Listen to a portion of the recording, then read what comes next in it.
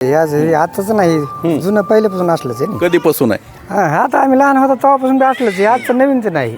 मग काय सुधारणा नाही का करायची? काय अशीच येतात, बघून जातात, माघारी जातात. काय करते सुधारणा? काय केलं पाहिजे?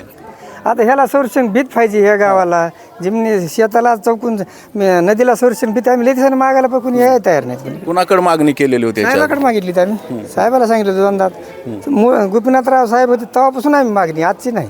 किती वर्षाची मागणी? आता 30-40 वर्षापासून मागायला ना, काय नाही राहिले वरी. आता तुम्ही इथं तरी बघायला, वरी जाऊन बघा परिस्थिती कशी शेतामध्ये. ती काही सुद्धा राहील नाही शेतामध्ये. एका गटातले 10-10, 5-5 एकर आज तिथं असं तिथं कवा त्याच्या आयुष्यात बी नीट राहणं होत नाही. ती पिकं तर गेले, पण आज गळ्यात किंवा डोसकीत पाणी आहे तिथं. मग काय करते शेतकरी आता? मग आता काय देते कुठे थोडी काय म्हणून त्याला दिले नाही. काय ती पुरवत असते त्यांना, काही राहत नाही. आम्हाला संरक्षण भीत फक्त बांधून द्या, नदी सरळ करून द्या, गावाला भीत संरक्षण भीत गावाला बांधून द्या चांगली.